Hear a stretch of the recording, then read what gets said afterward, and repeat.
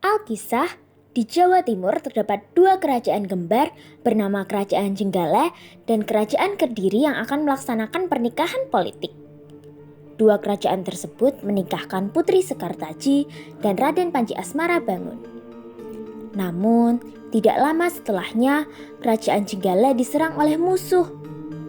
Pertempuran sengit antara dua kerajaan pun tak terhindarkan. Putri Sekartaji yang ketakutan akhirnya melarikan diri ke sebuah desa yang jauh dari Kerajaan Jenggala. Ia tersesat, kemudian menghampiri sebuah rumah.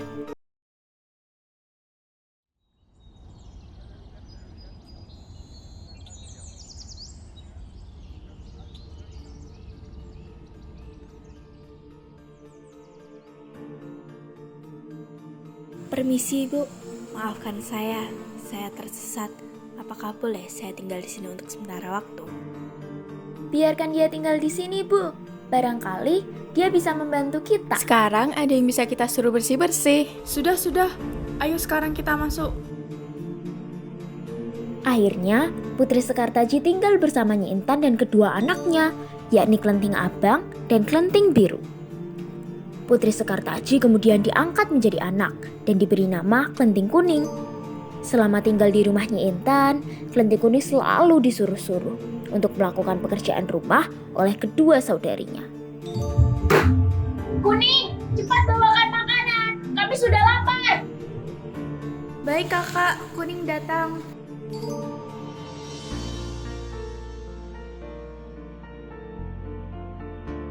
Masak gini aja lama banget sih.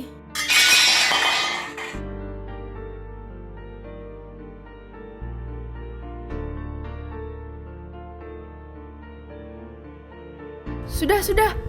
Kuning, sekarang bersihkan halaman depan rumah.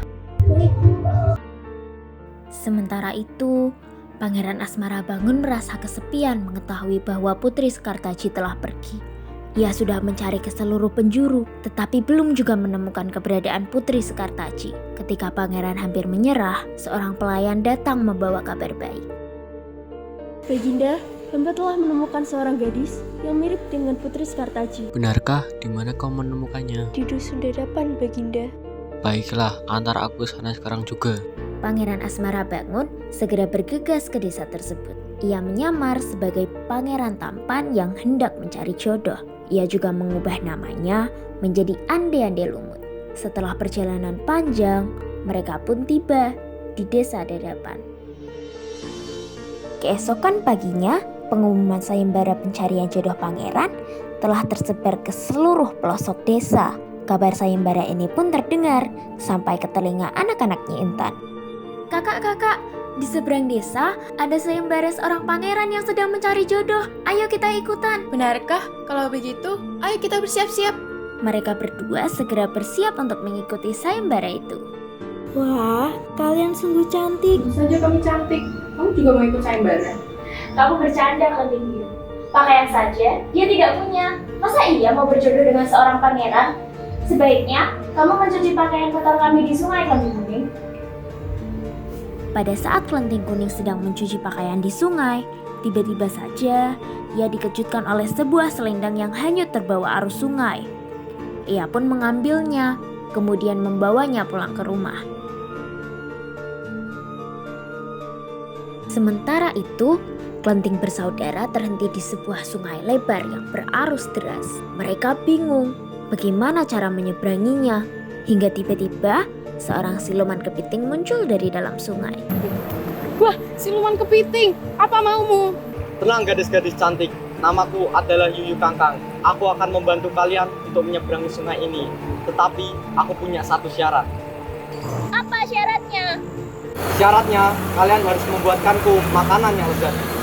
Klenting bersaudara pun setuju dan kembali ke rumah untuk menyiapkan makanan yang akan diberikan kepada Yuyu Kangkang. Mereka berdua memerintah Klenting Kuning untuk memasak makanan yang lezat. Hei, Kuning, cepat buatkan kami makanan yang lezat untuk bekal di perjalanan. Tidak usah mulut, cepat berjalan. Akhirnya, Klenting Kuning tetap melakukan perintah kedua saudarinya walaupun terpaksa. Ia tidak tahu kalau sebenarnya makanan tersebut akan diberikan kepada Yuyu Kangkang sebagai syarat. Klenting abang dan klenting biru kembali ke sungai dengan membawa makanan lezat yang dijadikan syarat oleh Yuyu Kangkang. Yuyu Kangkang pun merasa senang dan langsung membantu mereka berdua menyeberangi sungai. Tak lama setelahnya, klenting kuning tiba di tepian sungai yang sama.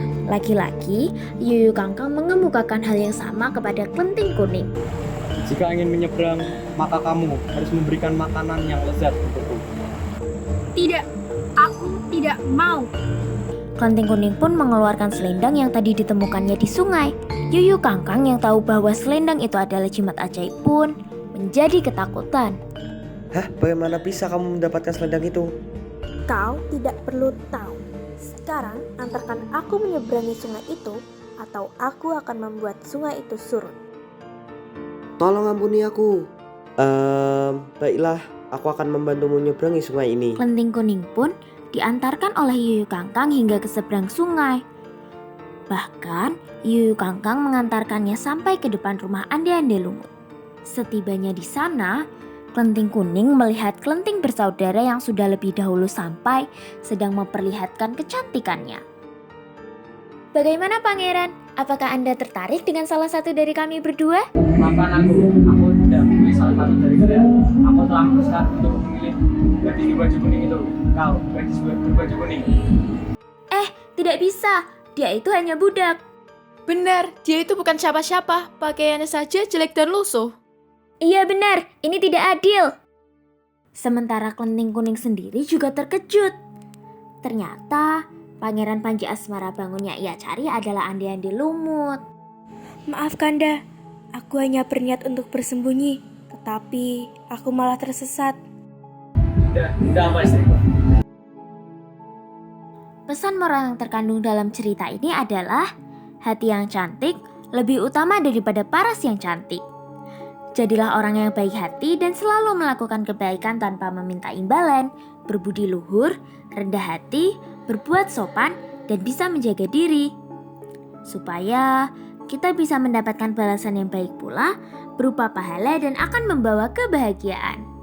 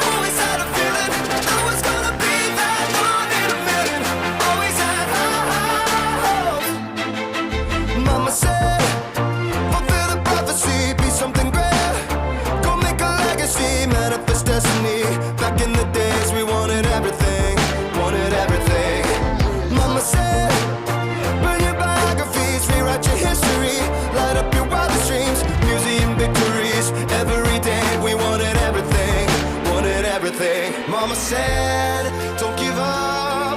It's a little complicated. All tied up, no more love, and I'd hate to see you waiting. Had to have high hopes for a living, shooting for the stars, but I couldn't make a killing.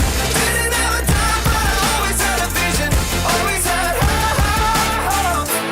Had to have high hopes for a living. Didn't know how, but I always had a feeling I was gonna be that one in a million. Always had high hopes. Mama said